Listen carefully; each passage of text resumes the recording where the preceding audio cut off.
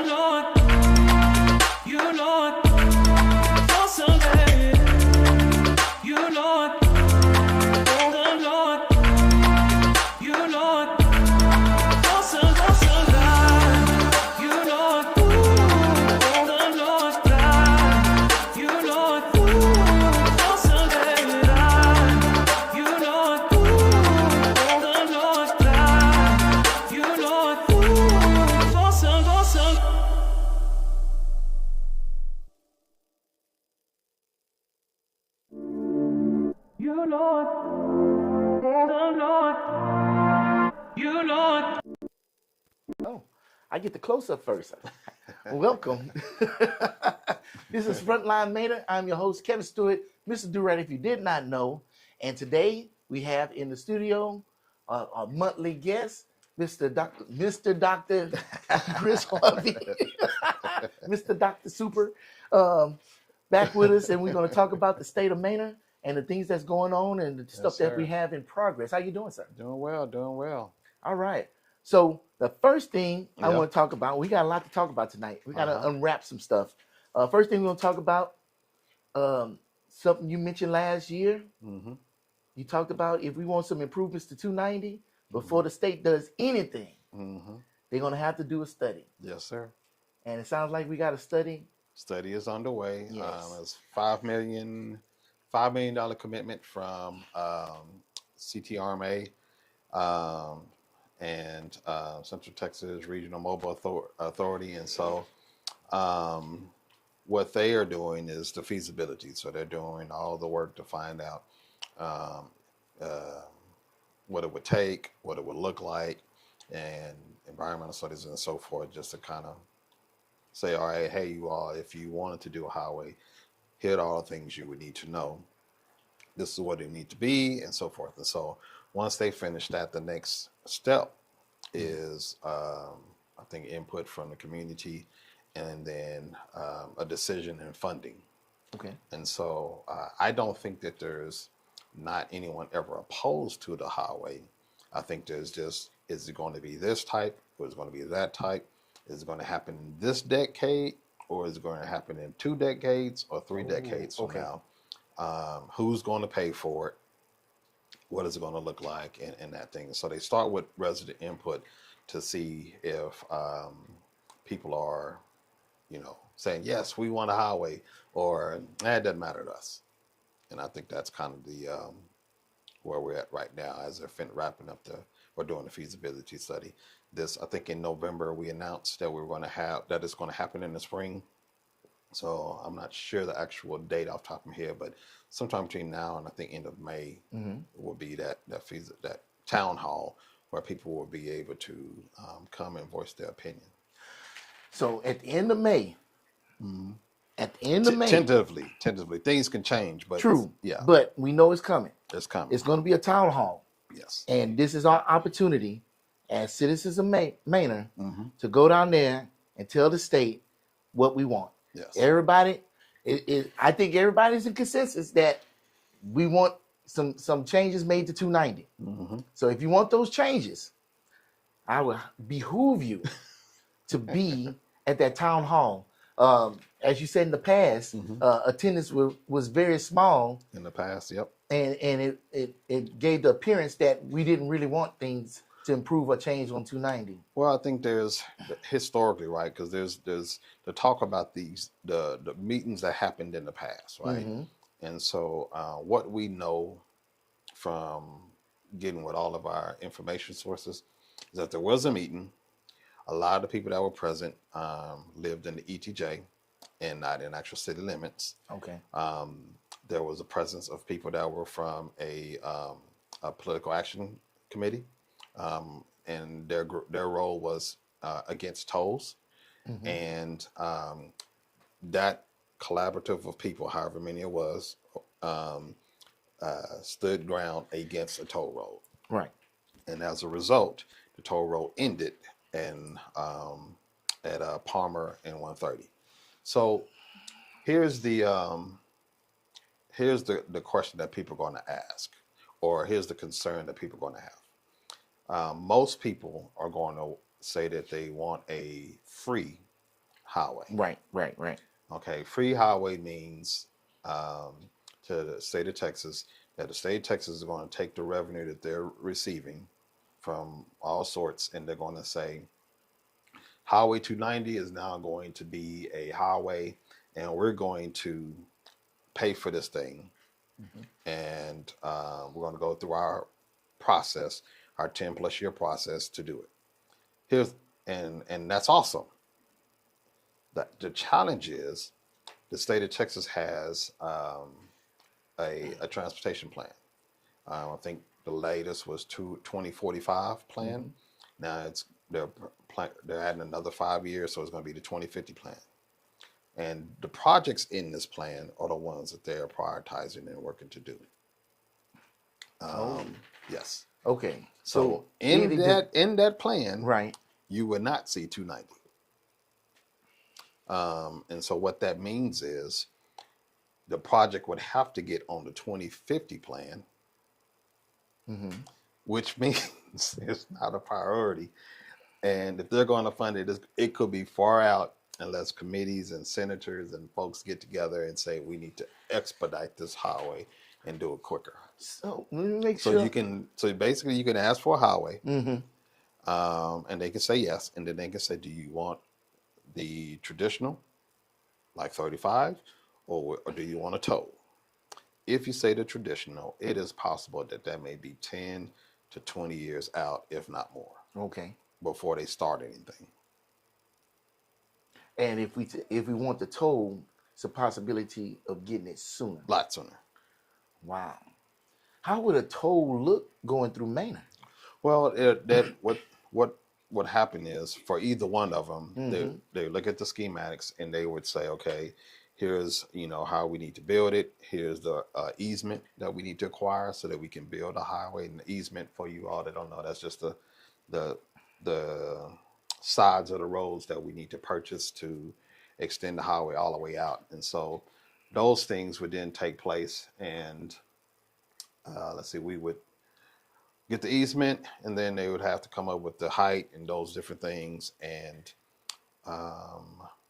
from there go into the conversation about if it's going to be I guess if you're going to, once they have all the data, then it's if it's going to be free or not, right?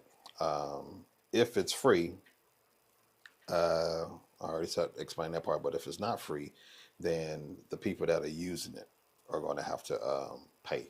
Right. So, but they'll draw it all up and they'll say, okay, here are the on ramps, here are the off ramps, and this is kind of what we need to do from all that. And they'll come up with the design. Then, based off of the design that makes sense for accessing to key points that the city needs people to have access to, and emergency services need to have access to. Right. All those things will be drawn up, and then they will come up with the plan. And from there, we're going to, they're going to if it's going to be this or that. So I know you don't know, but I'm just putting this out there. So would it look kind of like 183, where you have the toll in the center, but you still have access road on the sides? Yeah, any toll is going to have if it is a toll road, even if it's a highway. Okay. There's going to be free access roads. Okay. So if it's a highway and the highway goes all the way through past Elgin, then there'll be a way to get on, and then there'll be a way to get off. But there'll be access roads on the side. How the toll works is however many lanes you have now, you will have in addition to the toll. So right now we have 6 lanes, so they would improve to have 6 lanes of east and west, and then you would have an elevated toll that will move people through. So people will still have the option to continue to commute through the city like they normally do on these 6, 3 lanes each direction road. And then people that are not trying to stop in Manor, which is what the toll is for. Toll is for people who is to move traffic quickly. Expressway. For people, the expressway for people who do not want to stop in the city. Okay. And so that's that 20,000 plus group of people who enter the city and then go through the city and then get on the toll. So we have those numbers. We know that there's about 15 to 20,000 people plus every day that do not stop. They just go straight to the toll. Okay. And so a toll road would help all of them get off the road and go straight through, which then will relieve congestion for the people who do not want a toll, but want to be able to ride free lanes. Okay. So I had to pull up the post I was telling you about. It says, let your voice be heard. HB 1589, giving Texans a say before toll roads are built.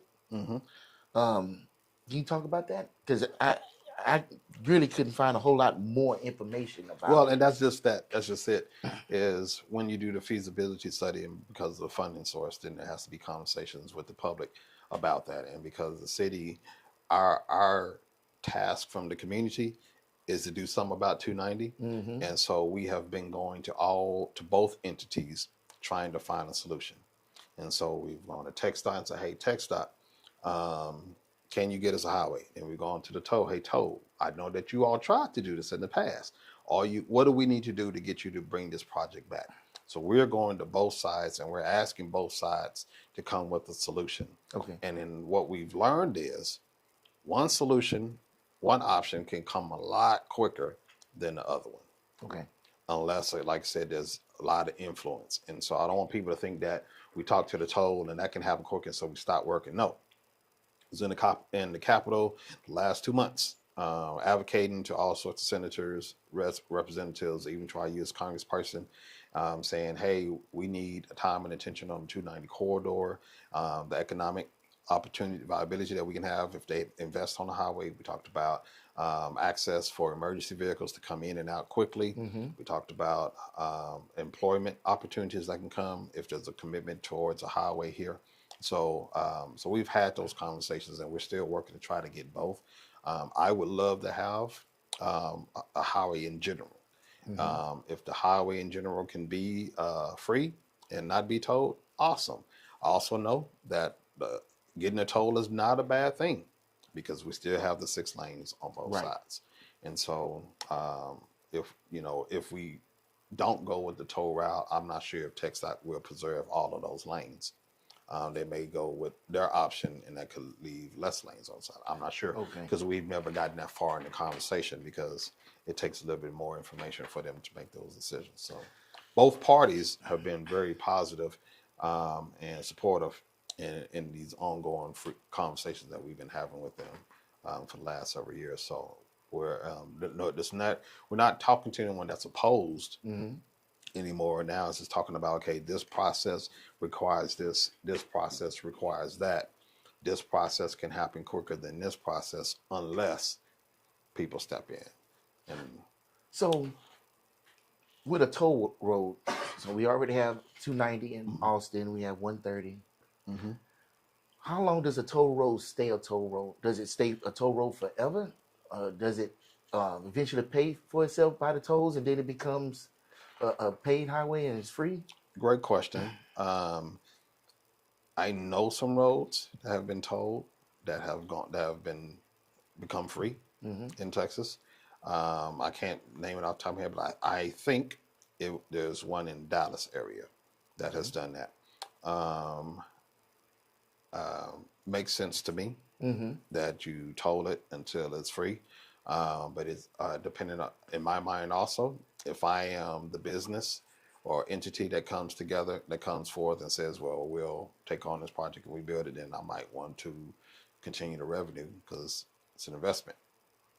So I'm not sure if it's a private thing or a public thing. So that would be some good a good data dive for me just to find out that piece. But I would imagine that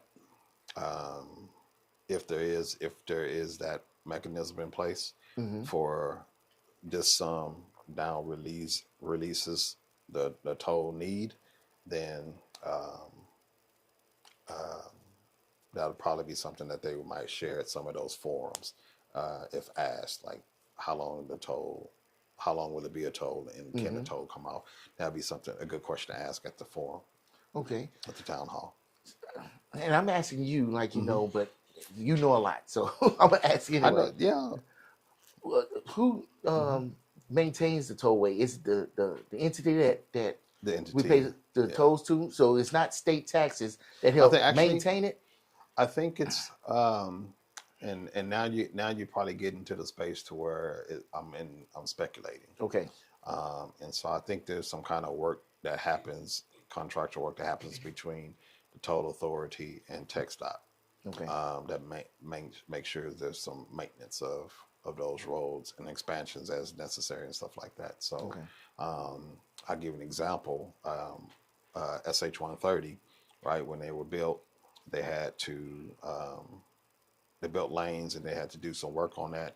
And so they have some type of authority to do repairs and widen lanes. Mm-hmm. But if you drive down there during when bad winter, winter weather, and they got it's tech stock that's going out and doing that, the salting on it, or the Mm-hmm. chemical trails that they're putting on the ground, or you'll see the um, uh, highway safety trucks going out there doing work and stuff like that. So I think it's some kind of Collaboration? yeah, Okay.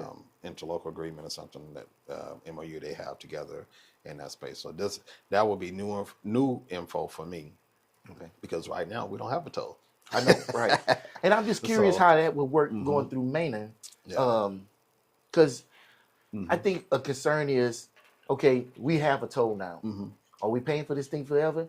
And the funny thing about tolls, it's cheap hmm until you forget to pay it.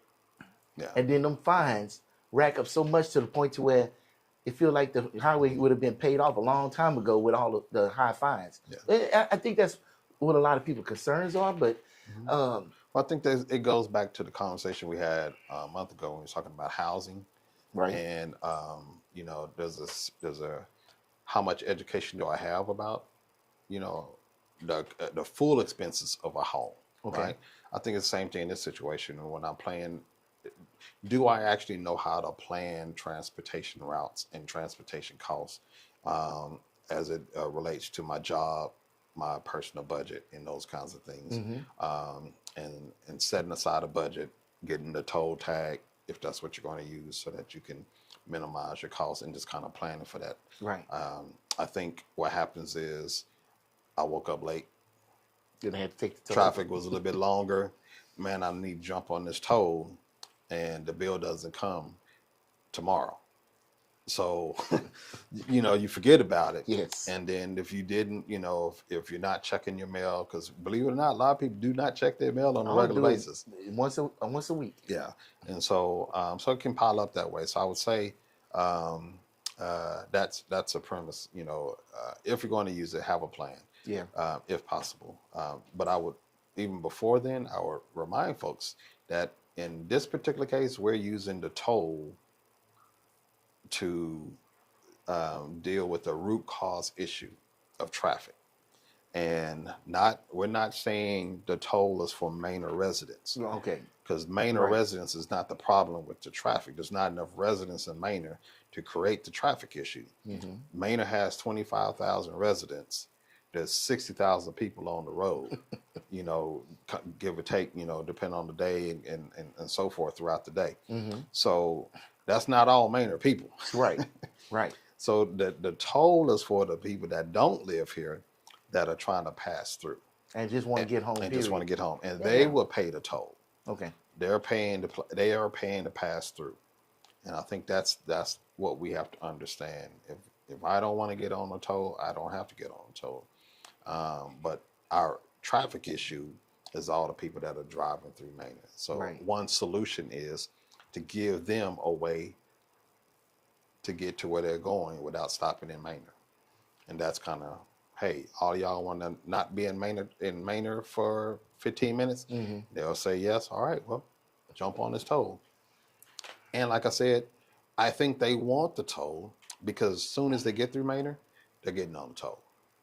So Right. if we extended it out, they would just get on sooner and drive through. Makes sense. Yeah. So we already know the data is there about how many users would be utilizing toll. And here's the thing: there's still jobs open in Austin, and maybe some people won't take the jobs in Austin because of that slowdown, the amount of time it takes to get there.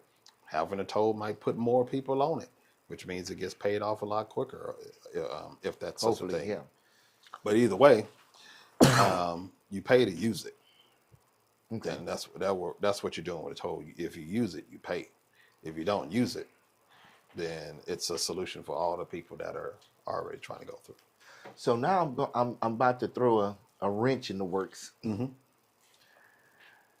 Could the entity be involved in this and finally come up with a plan to have maybe a rail between Manor and Elgin and fulfill that commitment for all these years and have it part of that toll, maybe even elevated and running in the middle of the toll. I mean, if such thing happened, Mm-hmm. 30, 40 years. Still, regardless. Yeah, it's And we would right have to away has stay to, where we at even to make that happen. yes. Right away has to be acquired. Businesses will have to be relocated. Mm-hmm. And I mean, you're talking about an extreme buyout to do something like that on 35 rail or some type of light rail down that way. On the backside, that rail is, I mean, we have um, derailments on the main rail a couple of times a year. Really. So all that would have to be repaired before any. It had to be acquired, then repaired um, before any type of trustworthy transportation could be on that. I wouldn't put anybody on that rail. Wow. So, nah, we're talking further out than than just doing a highway paid by TxDOT. So you see how I snuck that 1% in there. Mm-hmm. Just another Mm-hmm. reason for us to keep that at the forefront of our minds Yeah. about that 1%. So when it is time to vote, we know what we're voting for Yeah. or what we're not voting for. But I every show I got to put that 1% in there. Yep. Y'all gonna hear it. Y'all gonna get tired of me. 1%. All right, let's move on to another topic. Mm-hmm. The city finalized plans for the city hall in the downtown area. Yeah. So we're doing. I think it's still in the final negotiations with the developer and the development agreement on the location, which is the 80 acres for on I think it's called the Gensler tract. Okay. So kind of where we selected to do our development for the city hall and library as well as incubator space.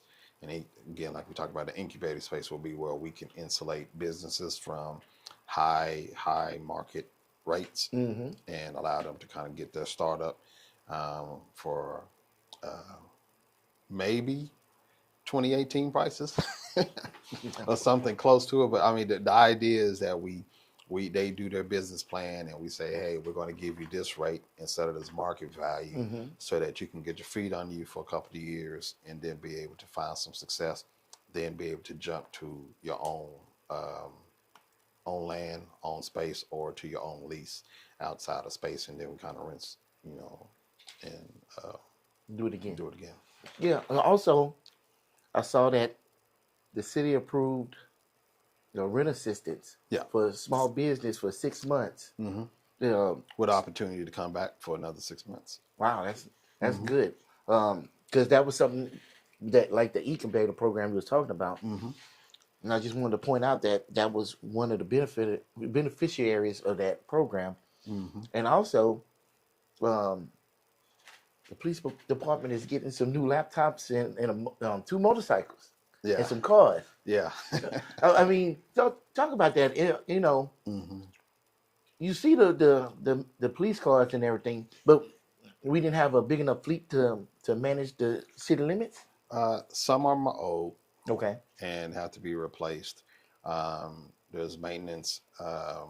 There's these agreements, safety agreements that we have to make sure we stay up under for compliance work, so we're not putting officers in dangerous situations. Mm-hmm. And as different specifications come out, we have to go through officer equipment and make sure we're doing all the upgrades, whether it be non-lethal weapons, vehicle maintenance, and those kind of things and specs. And then if there's we want to make sure our officers are equipped, because if a panic button is hit or some type of major incident happens, we have to make sure they have the same type of resources that other departments in Central Texas have, so that they can be able to respond in hand Okay. and in kind for the protection of school or a church or something like that, when they have in light of all those safety issues that we've been having over the last few years. And so we make sure officers have the training and then also have the equipment that they need for that.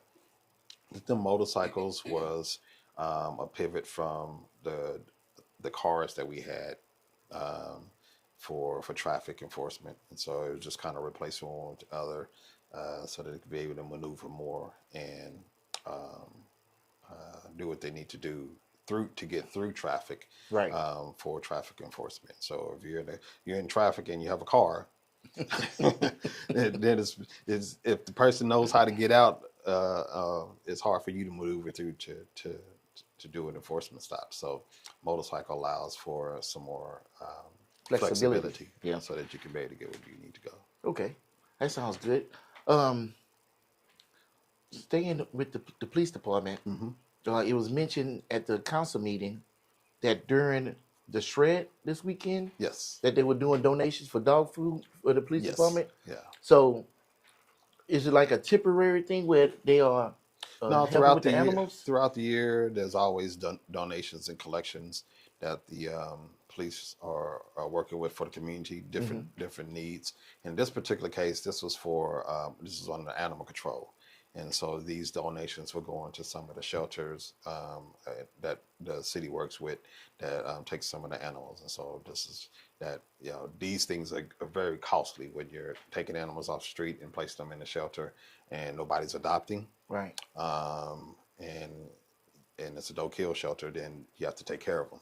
And so this was our way of trying to help take care of the animals that they are taking off the street and bringing them in there and supporting the community animal shelters that are doing that. So officers do different things like that.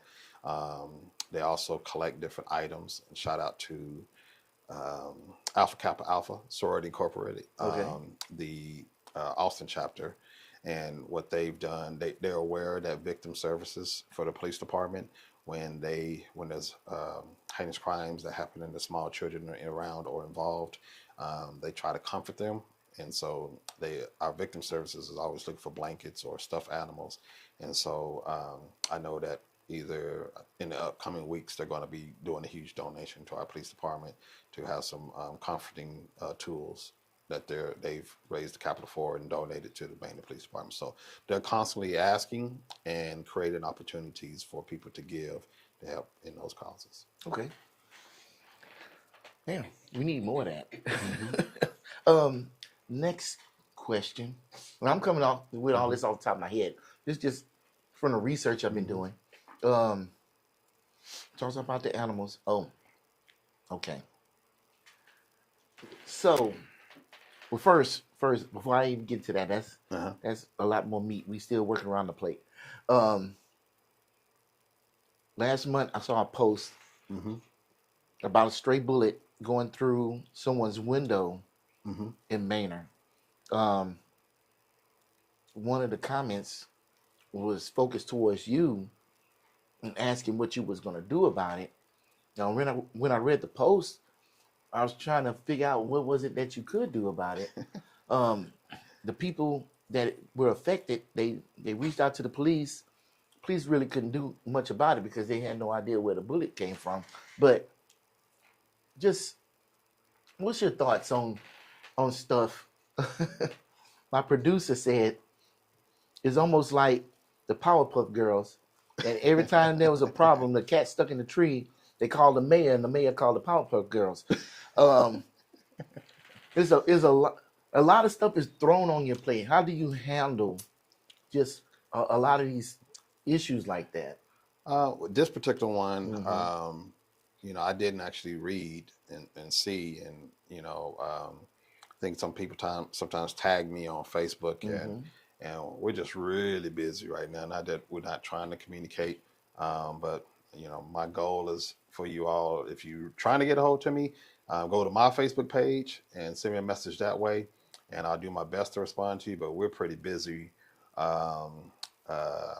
with some major projects right now, so I haven't been on social media a lot lately, and it's not an excuse, especially if you have been on my page, my personal page. It's just more so it's the political season.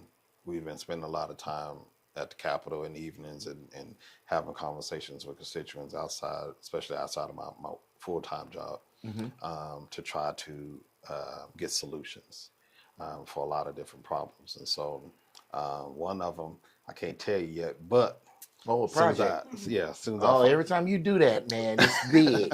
All right. As soon as I find out, I can tell you more. But we've been doing we've been spending a lot of hours, a lot of time trying to solve problems. And so I just have not been on Facebook a lot. I do need to check my page to see if I'm missing any messages. But if it's in the Facebook groups, I haven't been on them.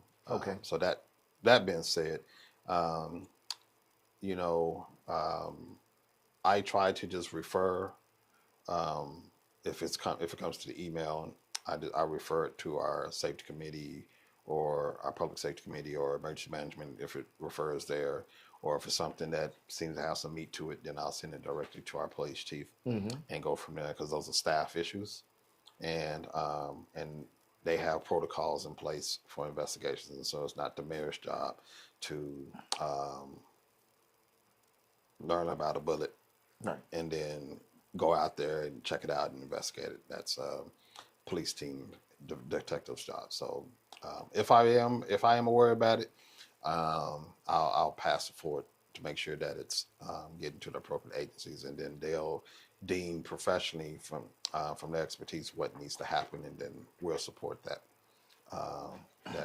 professional opinion and go from there. Do sometimes people want to contact the mayor for a lot of stuff? Yes.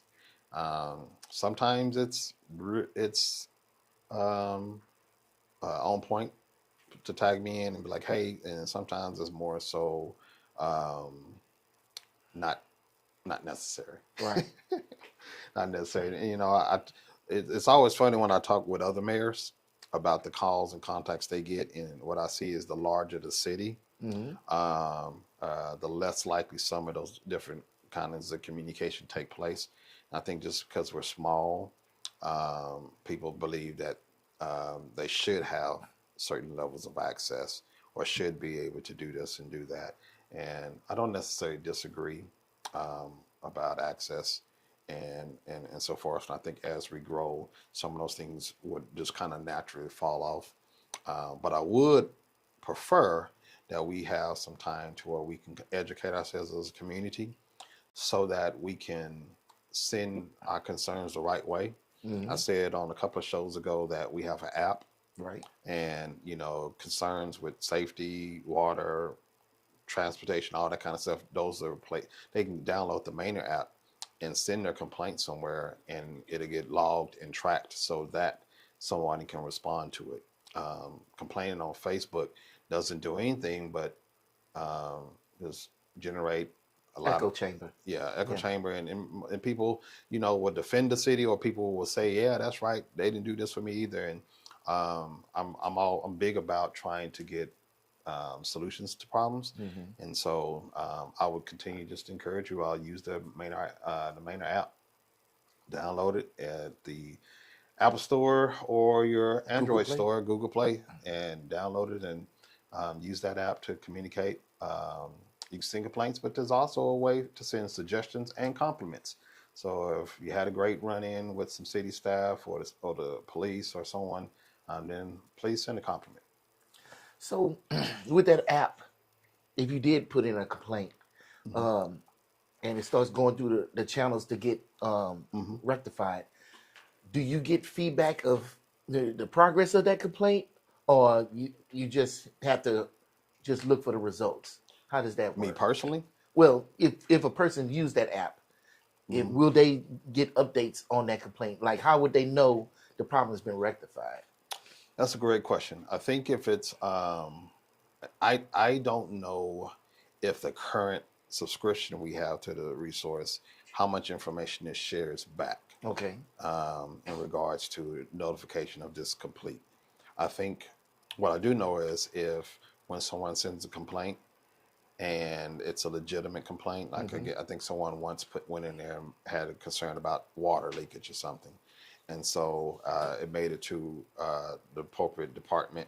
They went out, checked it, and then in this particular case, there was a notification that it wasn't a city issue.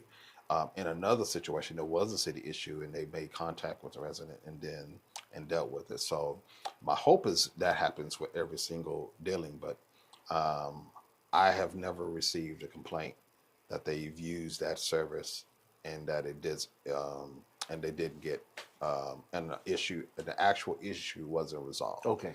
So that's probably good data just to go back and talk with my tech team about and pull. That would be good data for Yeah, them to that have. way you can close the loop. That way, you know, Well, how, hopefully the loop is closed. right. But it'll be good for me to go and confirm that the loops get closed. Okay. Some type of communication. There's tools that I know there are tech tools that go out and they kind of keep a running clock Mm-hmm. so that people know to respond in a certain time or not to it, so that you don't have a request for information on April the 14th, and then here it is May the 14th, and you don't have any type of knowledge of what took place. Okay. So I think that's something that I should check out. Okay. Man, you heard it here first. Okay. Um, During the city council meeting, yeah, I definitely want to bring this up because it kind of falls into the same category. They had a gentleman get up and he talked about his neighbor, and he had like 10 dogs making noise throughout the time. I had mentioned it to you. You said, oh, yeah, he wasn't even really a resident of Manor. Mm-hmm. He just didn't know who to talk to. Yeah. On that Manor app, Mm-hmm. does it have resources for somebody to go in there and look and see who they need to contact, or it's just make the complaint or the statement and it just gets filed off to the right people? So in theory, kind of what your question is if I live in Austin and I get the Manor app and I make a complaint, will somebody respond to me?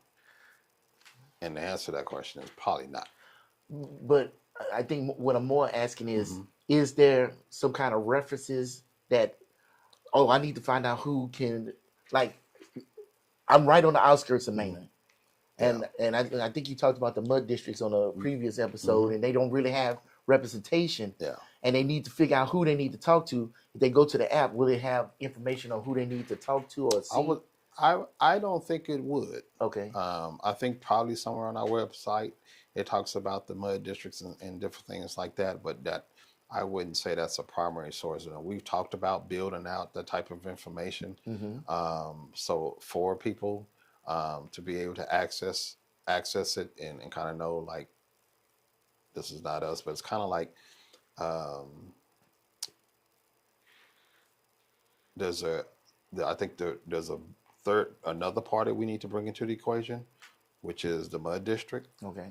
And really work with them to have and to increase their communication efforts, as well as Travis County to increase their communication efforts, so that people can have access to those resources. I know when people move into these communities, they get the welcome packet. In the welcome package, those things are there.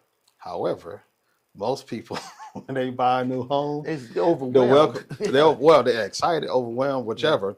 But the welcome packet goes into a drawer in the kitchen. Yeah. That becomes the drunk drawer, Yeah. and then it gets cleaned out at some point in time, and that stuff is gone. That's what mine's at. So, and it's not a knock. That's just real, because that's where a lot of my stuff went. And so I think there's what can we do temporarily, right? And so we've tried to have information on hand. So if you do call the city can do our best to help you by referring you to where you're at.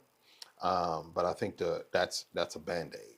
Okay. I think the actual thing that needs to take place is for the water companies that they're complaining about to have a community development or government liaison person that's going to work with the community and make themselves available at HOA meetings or mud district meetings, so that they can be able to give complaints. I think same thing with utility providers. Blue Bonnet Electric is great and they're visible, but I don't know if the other ones are as visible. And so we've done our work to intervene. I think it was Stonewater. They would always have the outages and they could never get anywhere. So we intervened on behalf of Stonewater because it's a utility company that wasn't, the main Manor one. But we intervened on their behalf and and worked with the company, and now they've replaced all the poles, and so now they have state electricity in that area. So in the Okay. areas that we can work in, and do that, we will. If it requires us to advocate, then we'll advocate in that space. But ultimately, if there's a different governing body, Mm-hmm. people do not have to necessarily move because we're pressuring them. Okay. So we have to get those other governing bodies involved, whether the mud district, the county, and then for some people's situations, they're actually in Austin. I think this gentleman that came was actually in the Austin area, Okay. and so that was more of a city of Austin and Travis County concern. All right. Yeah. So now we finna take on the entree. Okay. Okay. So I came across a post, and it was referring to uh, a situation in the parks department. Hmm. The gentleman got up and spoke at the council meeting about the situation, um, and there was some statements made how you being African American and the way the situation's played out is that you are condoning the situation. Hmm. Now you talk on the situation however you want to talk on it, but I have to bring it up Yeah. because it's a concern and there's a lot of people Hmm. talking about it. Um, Okay. So Tell us your thoughts on it. so this is why I'll say a few things. Um, City council has one employee Okay. that we're held responsible for by our city charter. And our city charter is basically our local government constitution. And it says that we are responsible to the city manager Okay. and the city manager only. We approve a personnel handbook. In our personnel handbook, that's on file. Anytime there's a staff complaint or something like that, they navigate that with HR or supervisor, then HR, and then if something suspension or termination takes place, then they have a process with the city manager. And so that's how it works in city government. And so if our one employee has done something wrong, then we get involved with our one employee, Okay.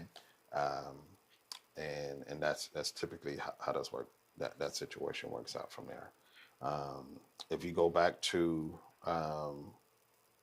any of the past videos where we've recognized city staff members, you'll see me on record giving praise to the our parks and street workers. You'll see me talking to them, shaking their hand, greeting them. If you go to events, you'll see the same thing. Phenomenal group of people who are the backbone for City of Manor events. Bottom line. Mm-hmm. Um, that being said, as a person who's had a great experience with a team of individuals, and a person who's personally had those experiences, right? And then a person who's in a leadership role as mayor, I'm sworn in to follow the charter. And so when people are asking or maybe making assumptions about me, my loyalties, or what I should or shouldn't do, um, they are they're seeing they're looking at me as Chris, Okay. me as a black person, and Chris the black person, and what Chris the black person should do. Mm-hmm. Not me as Mayor Harvey, that the one you voted to follow the charter, of sworn in to follow the charter. And so, in essence, there's a request to ask me to do what I swore not to do. And that's a difficult situation because in being in the mayor position, you're held to the public has a perspective about you, and what you do and what you don't do, and sometimes it does not include what you're required to do or what you have to do. Right. It's just more so about what they would like for you to do, want you to do, need for you to do. And when policy prevents it, whatever, you get held accountable to it. And sometimes it's scrutiny. Sometimes it's name calling. Sometimes it's I wonder if he is like that. It's all those things, and that's the tough part of about doing the work. Nobody signs up to be scrutinized. But if you want to do what you need to do, if to do what you need to do for the advancement for the city, it has to come with some scrutiny. And so, penalty of leadership, Cadillac published years ago. There's going to be supporters, and then there's going to be folks who are not supporters. Right. And you're going to get praise, and you're going to be criticized. Right. And so, I have to do what I've sworn to do, which is uphold our charter and Constitution and those kind of things. Should something be a violation of the Constitution, that's a different story. City Council gets involved. Okay. But that has not been that is not the case in our situation. So we're following the charter and staying in our lane like we're supposed to. Okay. So I'd be remiss if I didn't ask this. Mm-hmm. So I'm gonna ask the question. Mm-hmm.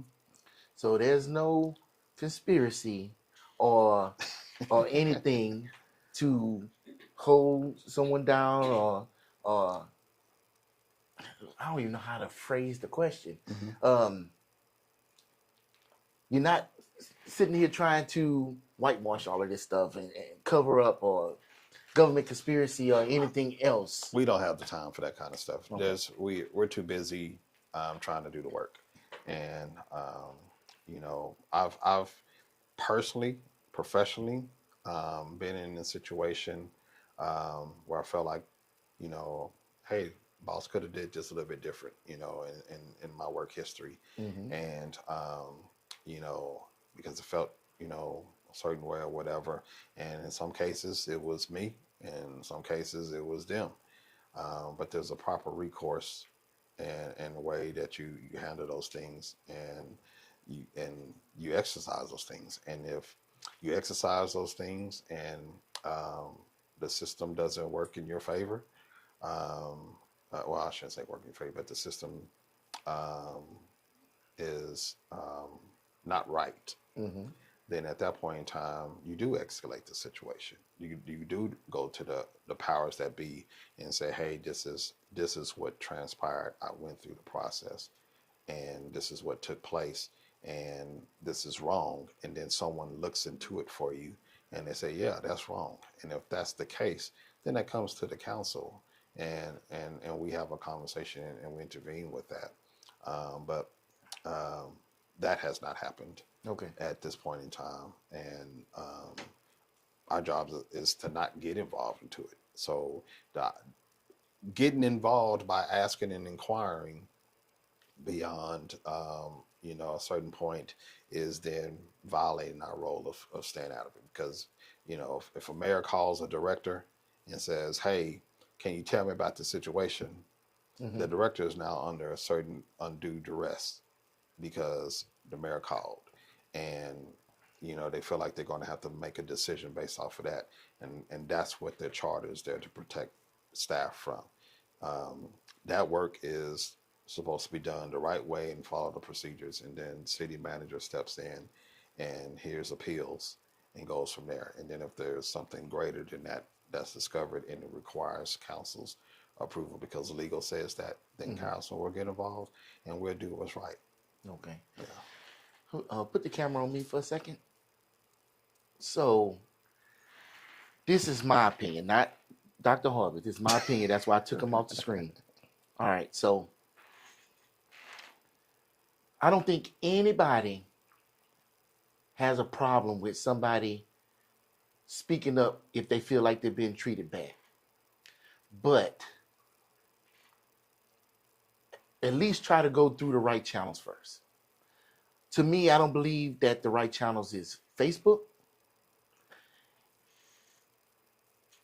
Gather your evidence, gather the people, gather your witnesses, go the right way, if like the mayor said, if the system is not working the way it was designed to work, or you feel like you're all being oppressed, then take the next action. Then get on Facebook. Get the citizen support. Nobody wants somebody to be treated badly. No one wants that. But we also want you to do it the right way. That way we can get behind you. Because everybody wants positive change. Nobody wants to, go backwards. Nobody wants that. So that's me in that situation. When I was reading it, I was kind of disturbed. The first reason I was disturbed because it sounded like it was trying to be a racial thing. Um, and that's why I said nobody on any color, anybody wants somebody to be treated badly. Nobody wants that. Um, so I didn't understand why I went there. And second thing is, if you know you're on the side of right, then don't come to us, especially if you planning on trying to do something legal action. Just keep it to yourself. Just do the work, and then everything will come out when it needs to come out. Um, that's what I feel about it. I think it was, to me, it was a lot of noise, unnecessary, just to stir the pot in Manor. We already got a lot to deal with. Everybody's frustrated about taxes and traffic and everything else in life, and the pot doesn't need to be stirred anymore. We don't need to add more jalapenos to the chili because it's already too damn hot. I think the main thing we should do is work together, understand people's differences, and try to go from there to try to come to some logical solutions. And if we work together, because we will get more done working together than sitting up here butting heads with each other. I really feel that in my heart. Look where we at in 2025.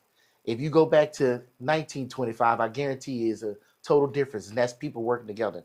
Um, is our systems perfect? No, they are not perfect. But it's going to be us working together in a logical way to change those systems in order for things to be the way it should be.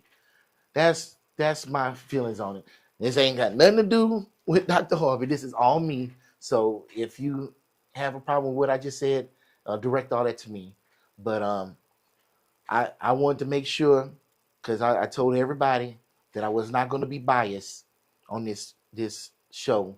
I want to bring forth good news from Manor, not just the bad news, but I also want to bring the truth, and I want you to feel comfortable that I will bring you the truth. And I told Dr. Harvey this is something we need to talk about and address because, I've seen the comments. Like you said, you have supporters and you have people that don't support you, and it was obvious on them. But a lot of that was unnecessary because really we just need to know about the situation and support each other. I hope we can do that. I think we have a great community here, and we'll be even greater if we just support each other a lot better.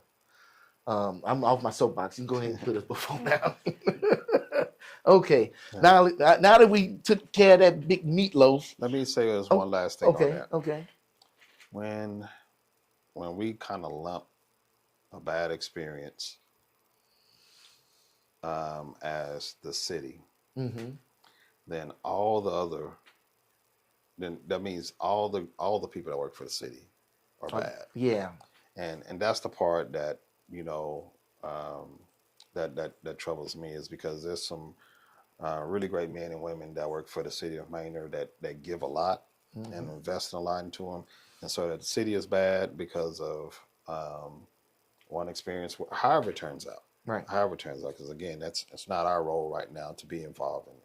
However it turns out, if what turns out to be true by the employer, then that's what happens. If it turns out to be true by the employer, your former employee, and that's what happens, then we'll deal with it. But right now, it's not our role to be involved in it. But to say that the whole thing is bad, um, it labels. It's like saying the whole family is bad because you have one child that acts up. Right. It's no, just one. These incidents over here, even if it's a few, don't mean every single person. We're talking about 120, 130 plus people, and saying that they all are bad. Nah, they're not all bad. Can and so and I think sometimes we have those experiences where we have just one run in and then we just immediately say somebody is bad. We have another run in and the whole city is bad. The whole city is corrupt. Whole this, and we're just real quick to throw everything out. But if it was us, we wouldn't want anyone to do that to us. Right. If we went to our job and had a bad day, and we wouldn't want nobody to be like, oh, that's a terrible employee. Right. Or if we had our own business and, case in point, people posted about a bad incident with food at one restaurant. Everybody's talking about we're never going to go to that restaurant again because of one person experience. And that was one bad day, and thankfully it didn't change the trajectory of that business.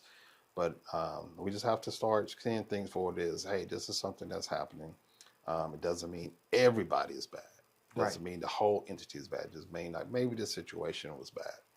But let's find out how it plays out first, and then determine what needs to take place. Because we try to be fair, we try to do right by people. We spent, ironic enough, in April, we spent time, this year, we've been spending time doing leadership development because we want to grow our team. We want to grow our employees, and we include not just the leaders, but we include employees from all levels of employment in the city because we're trying to grow people. And one of the things we learned was that there are some gaps. And we want to make sure that all of our entry-level positions that we're building up skills and stuff like that, so that there aren't gaps, so that we don't. Cause my words were, we want to be able to hire from within. Okay. And so the only way you can hire from within is to build skill sets at every level, not just pouring into the leadership roles, not just holding high academy at the leadership roles, but across the board, pouring into all levels of leadership, so that everyone's developed and has skill sets. Hence the reason why we created a program to allow people to go back and get certain certifications to build their career professionally, because we want people to be able to move up within the entity so they can retire from Manor, love to work there, and become the next directors, the next managers, the next supervisors, the next city manager. How great would that be if we've done that good of a job to where we know we have a pool of people within the system that can take the role? And so that's kind of what our journey was this top of this year. And I think this incident has, where it may seem all negative, from the people that are directly impacted by it, to me it shows that we're in the right direction and what we're focusing on, which is capacity for everyone. Building capacity for all of our staff, that they have opportunity to learn their leadership styles, grow with emotional intelligence, grow in movement, shift out of fixed mindset to growth mindset, those kinds of things. Right. So. Okay. Well said. We are going to lighten it up a little bit. Okay. Oh, I got.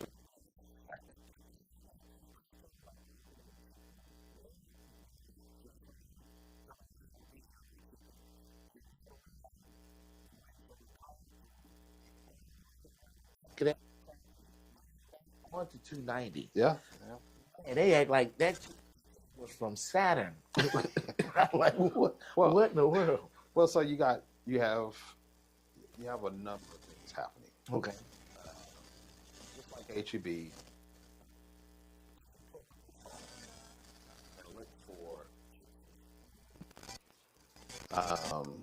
you're not going to see a Chick-fil-A.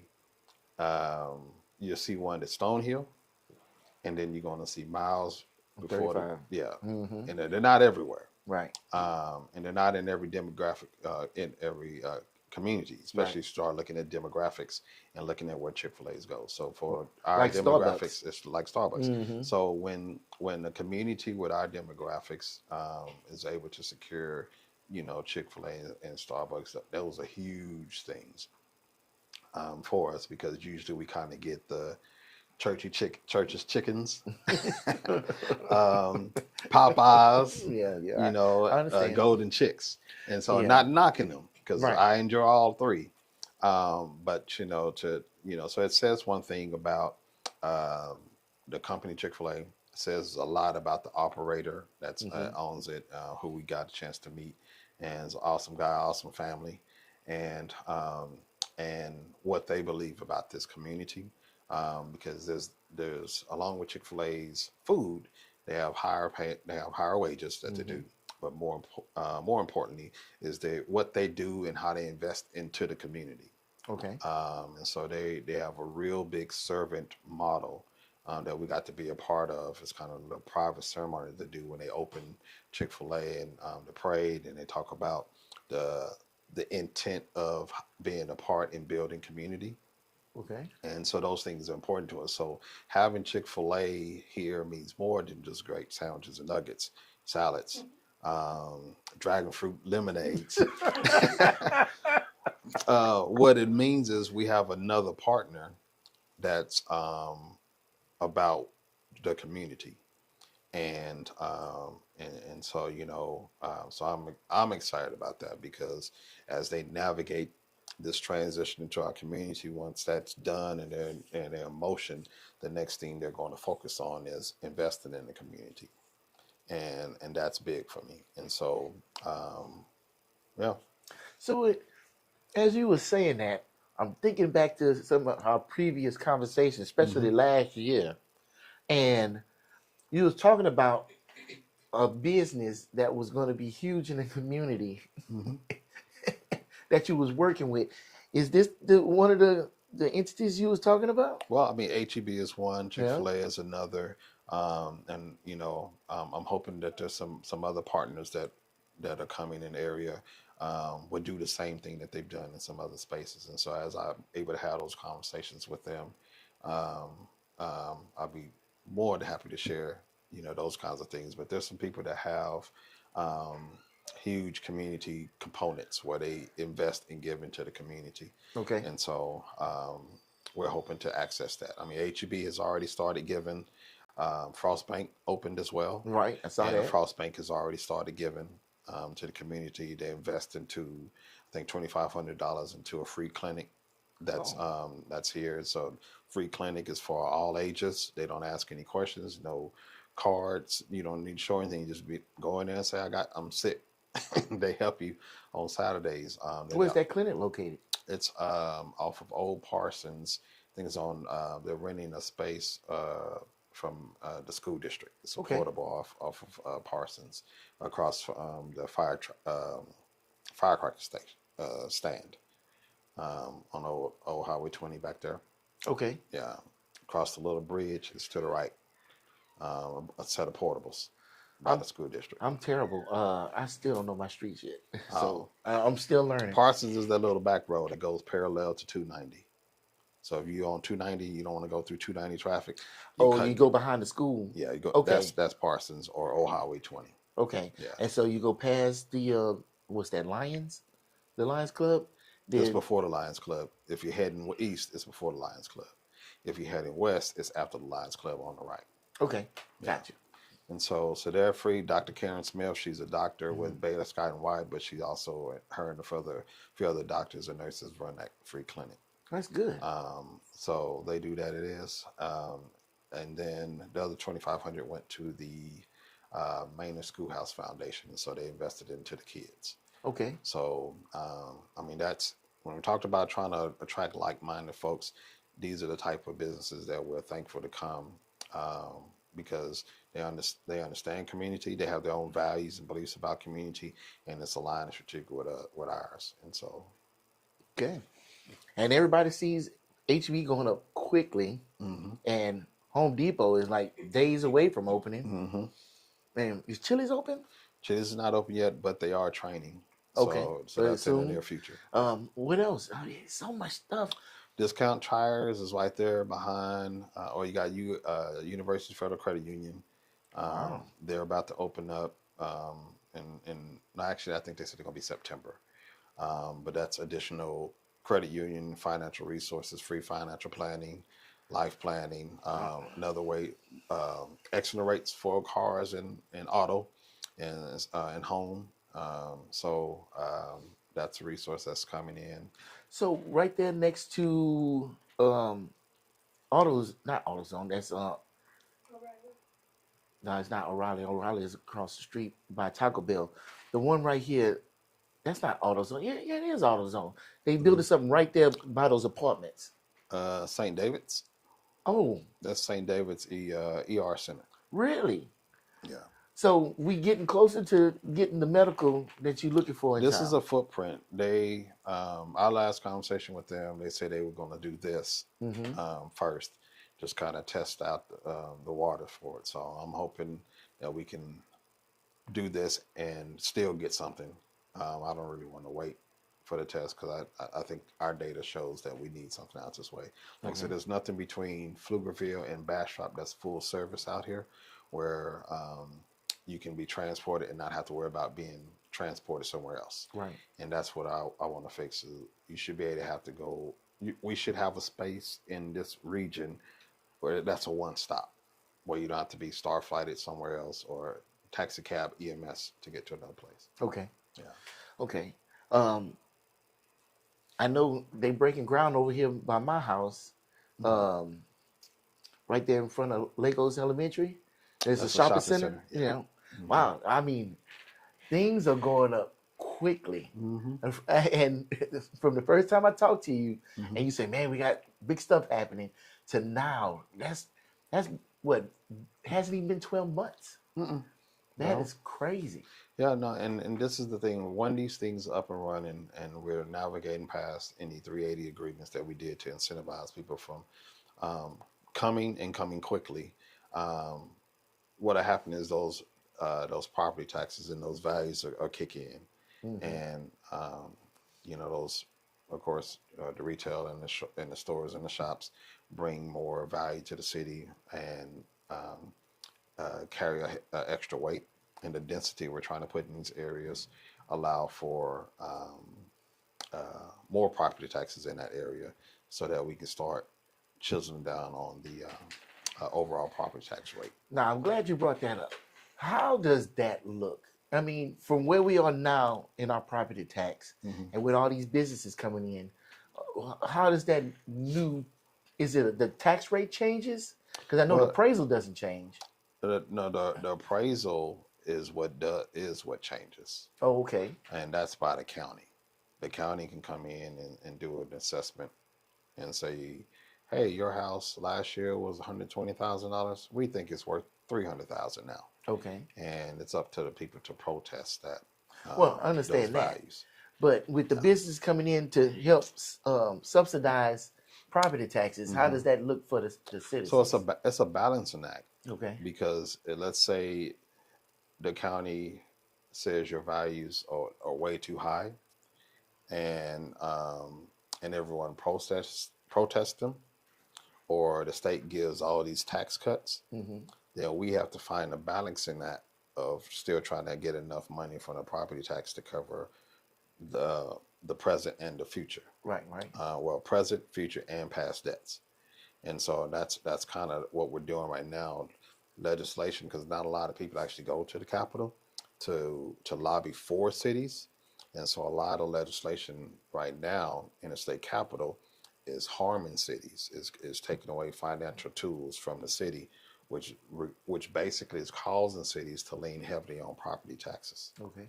And so the more people kind of talk to their representatives and say, "Hey, y'all lighten up on cities," then if that doesn't happen, then it keeps us leaning on property taxes. And so that's why we've been spending a lot of time trying to talk to folks about what's happening when they're levying, when they're doing huge cuts without talking to cities about how to do it and when to do it.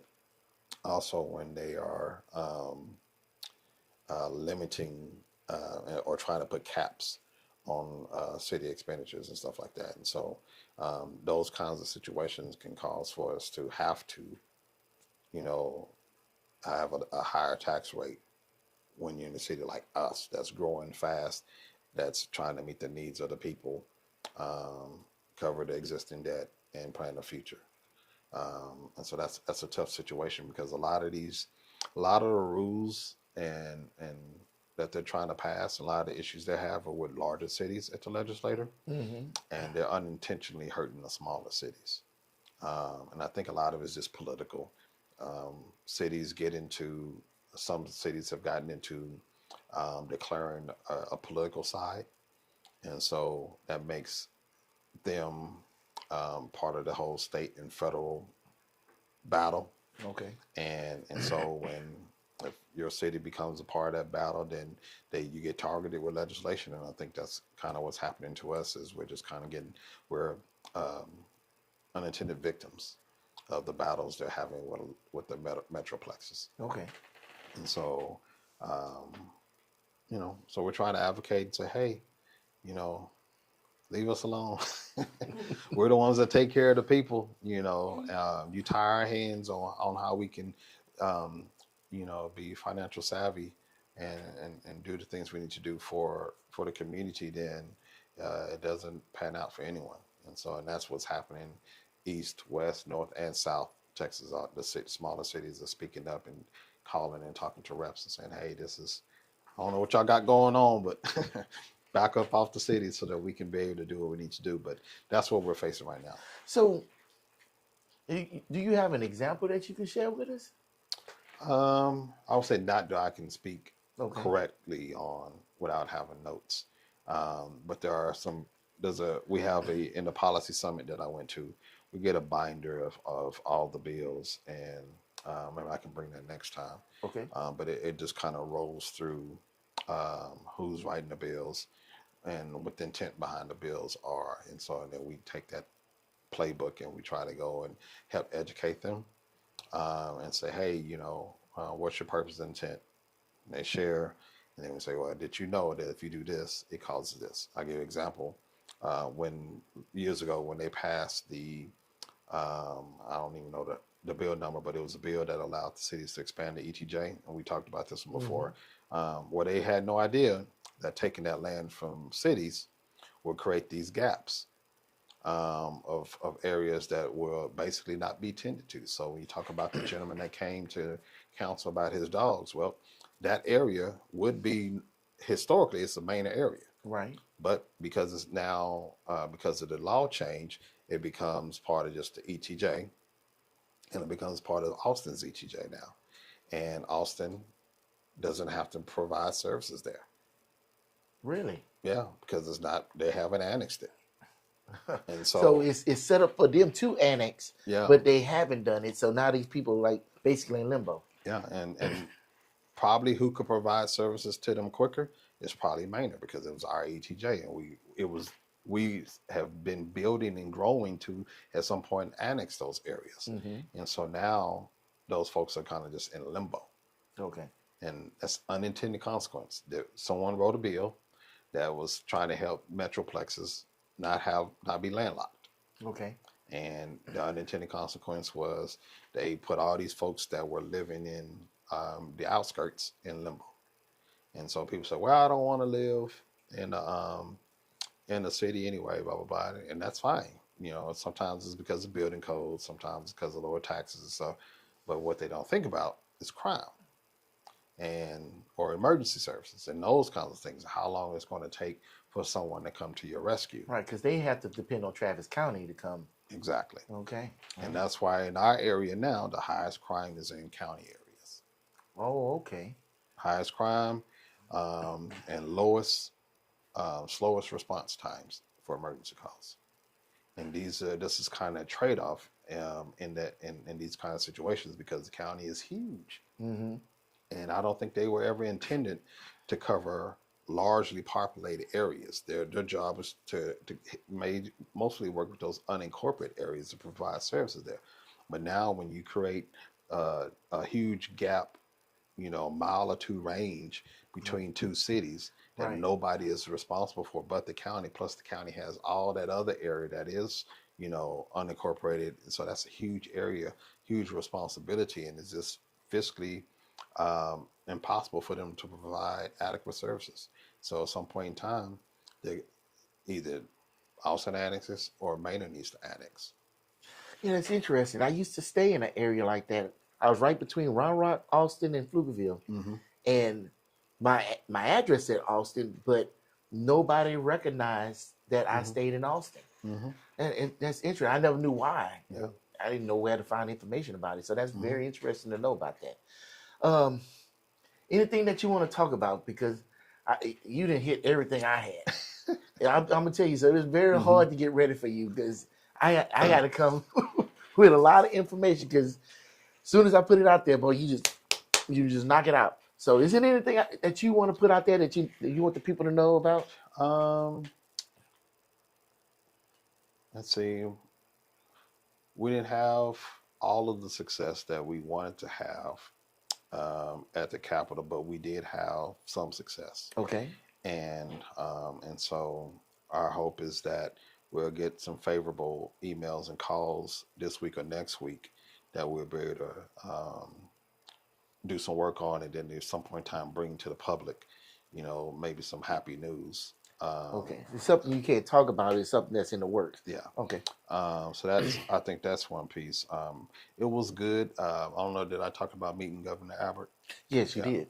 And so we've been piggybacking off of those conversations to leverage, the concern that they had, him and the Secretary of State, about the fact there hadn't been movement on widening 130 and on 290. Mm-hmm. And so that's been very helpful for us as well. And let's see, I'll say the biggest thing is that's coming up is this Saturday. Heli We drop. have our Easter program, the heli drop, and so they'll be dropping, I don't know, some crazy amount, 5,000 eggs or Yeah. something. It's going to be A little drop. bit, yeah, What they said. That's a yeah, lot. yeah. I think they're going to have maybe, don't give me the line, but it's on the flyer. But it's probably 2 or 3 drops. Okay. They have a spot for the babies. Mm-hmm. That'll be supervised, so parents, you'll be able to leave your kids with the supervised group and let them walk your kids through. Because I think last year some parents wanted to run through with their kids and Right. grab the eggs, and then maybe knocked over a few babies. So we're gonna take over that so we can make sure it's done properly. Okay. But then they'll do a helicopter drop for the older kids, and they'll be able to go get eggs. They have music and activities and food trucks and all that kind of stuff. Now, I hear egg drop. Mm-hmm. So what? They're gonna hover hel- over, and then helicopter's all the gonna eggs come. gonna like have parachutes or something. No, they're just gonna come and they're gonna drop them. It's not. They real eggs Yeah. Well, no. or plastic eggs? Yeah. Yeah, because I'm like, y'all using real eggs, man. Y'all wasting money. No, that- Eggs too damn expensive. Yeah, Yeah, no. dropping them. We wouldn't drop them. We'll sell those. We'll sell Okay. the real ones. So that's coming up, and then Manapalooza is coming up. That Friday and Saturday, first Friday and Saturday of May. So, Really? Yeah. Oh, the one that we used to do right here in the middle of town by the railroad track Yeah. is gonna be on the fairground now. Yeah. All right, that's cool. So those are the 2 big events. Make sure everybody come out. All right, and we'll talk about how that goes. Mhm. Let's see. 2, 3, 4. Oh no, I can't. I don't have 5. Mhm. Of course, I don't have 5. Yeah, we'll talk about the results of that when you come back next month. There's one more thing I was going to say to you, but it has escaped me. So I guess that means it is time for us to go. Appreciate y'all watching. Appreciate the comments, and I really love doing this and getting the information out there. I'm learning with y'all. I want to be a proxy for y'all. And if you have any questions, concerns, comments, feel free to pass them on to me. It could be on this video. It could be on a previous video. It can be directly to me, and I'll pass it on. I'm you in this situation. I'm new. I don't know a lot of this, and I didn't know a lot about government. I'm learning a lot about government just sitting down talking with Dr. Harvey, and I'm the typical resident, live a busy life, see stuff going on in the world, but don't necessarily know all the ins and outs of it. I know there's a lot of, um, I'll just say, politicians in the past that have made it hard for us to have a lot of trust. Um, I would love to get through all of that. I think I'm starting with Dr. Harvey, and I want to uh, move forward and go further than that. Hell, I would love to sit down with Governor Abbott just to talk to him, just because it's one thing to interview somebody, but it's another thing to sit down and hold a conversation with somebody and to get to know who that person is. And once you know who a person is, then you can really evaluate to say it in a elegant way to see if they full of shit or not. That's what I want to do. And I want to hold the right people accountable, but also give the flowers to the ones that's doing it right. So that's why I'm here. I'm not paid, and I'm not sponsored. I haven't got a Chick-fil-A endorsement yet. I haven't even seen a filet sandwich. So whatever you send to me, that is what I will present. It's no bias here. Okay, this is y'all show, and I'm just your proxy. So feel free to send me whatever you have. And if you even just post it in Facebook, trust me, I will see it. I scour that bad boy and find whatever complaints people have, and I try to bring them up. So with that said, well, me and Dr. Harvey appreciate you watching the video, because there's a million of them out there. You could be on TikTok right now, but you chose to watch this. We appreciate you. Yep. We will be here next month. Until next time, peace.